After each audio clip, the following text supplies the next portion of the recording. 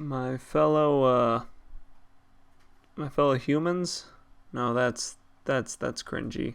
Fellow subjects? No, that makes me sound like an asshole. Tell you what, I'll keep working on it. Anyway, my fellow whoever, this is the tyrant speaking.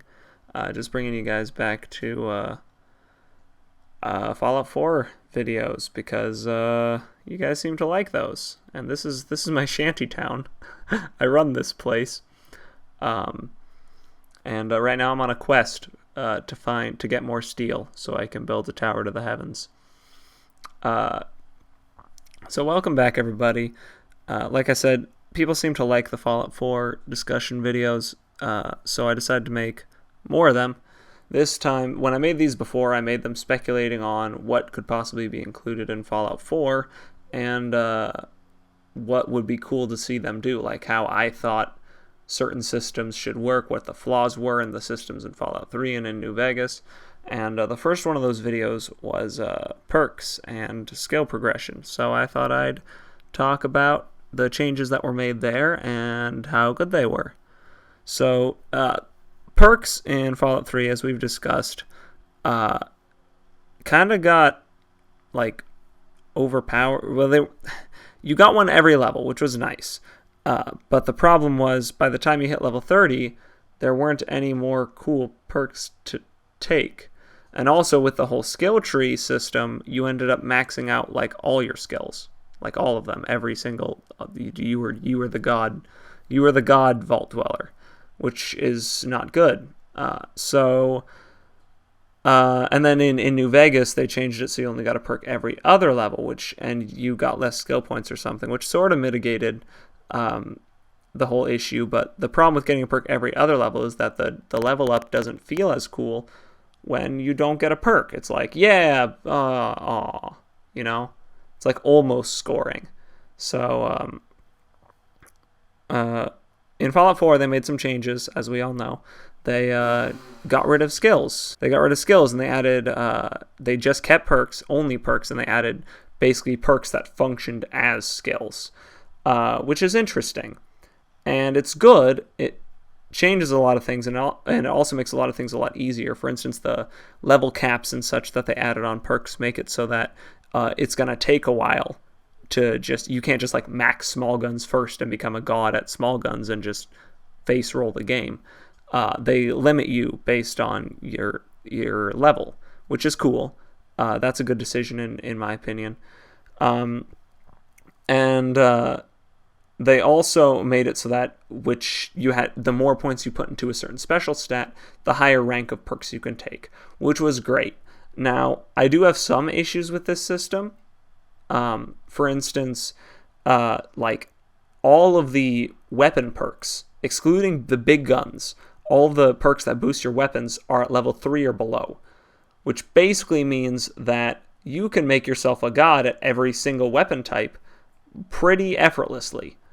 Now you could argue, but to do that, you would give up whatever. Yeah, that's kind of true. You give up, like a max tier skill, like you wouldn't get you wouldn't be able to do the luck thing where you make bullets bounce away from you, or do the endurance thing where you do the endurance thing. I don't even freaking know. But hold on, am I still recording? I am still recording. I don't know why I suddenly got so quiet. So that's true, but at the same time, I don't really like that. You being able to, because like typically when you build a character, you itemize them towards a specific thing, which means like, I guess what I'm trying to say is when they put like weapon types at such a low level, I feel like there are other things that you can put at a higher, or that should be at a lower level, like armor.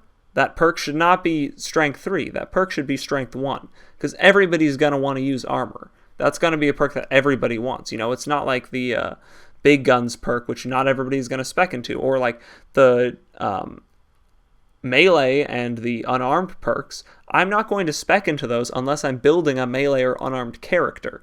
So like, what's the point in putting those at 1 and 2 if I'm building a melee or unarmed character? I'm going to have a strength of 10. So like I feel like things like those should be higher up the tree, and things more useful to any class should be further down the tree. But that's up for debate. Like you could argue that the system that we have right now works better. Like if you want to be a jack of all trades and be good with every weapon, that's not a problem. Which, like I said, you could argue that. I don't agree, but it's arguable. So, and then we have another. This isn't really. I don't know whether this is really an issue, but it's an issue for me, so I'm going to bring it up. I am terrified of leveling up. Now, bear with me here. So the original Fallout, or Fallout 3, I shouldn't say original. Fallout 3, the way I talked about it was, I didn't like all my characters feeling the same, because you got so many skill points. Eventually, every character was spec'd into the same things. Now, my issue is, if I keep playing with my main character and keep leveling them up and having fun with them, eventually, I'm going to have to put points into perks that I don't really want to put points into. Now, I'm not sure at what point I'm going to find that a problem. Now, it could be I hit level 100 and it's still not a problem, which if that's the case, then that's fine. But it just makes me worried that the more I play with this character, the more samey all my characters are going to feel. And that's something I don't want.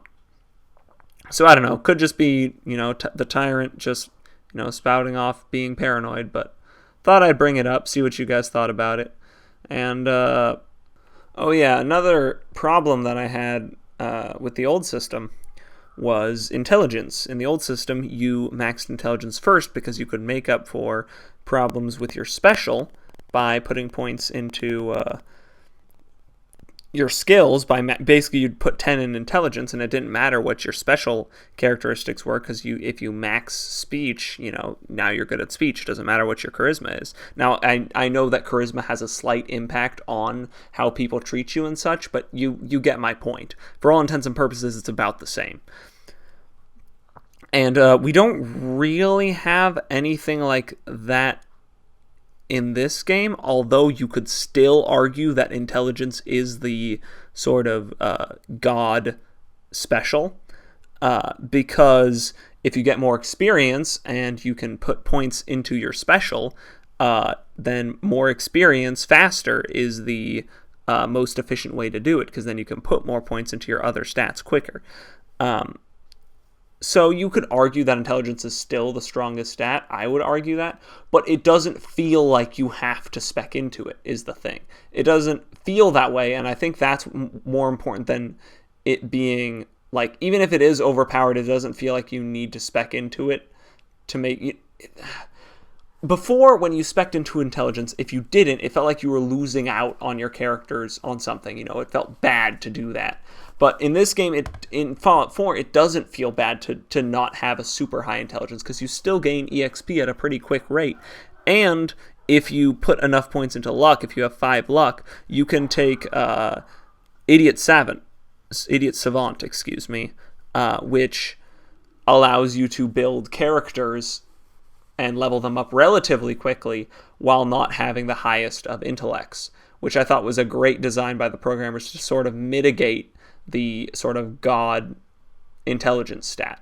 That was amazing. I actually really liked that. So they solved that problem. Now, you could still argue that other stats are, quote-unquote god stats.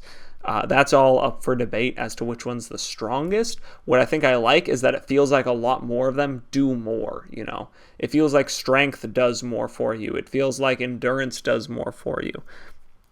The charisma feels like it does. Well, charisma might actually be the weakest stat.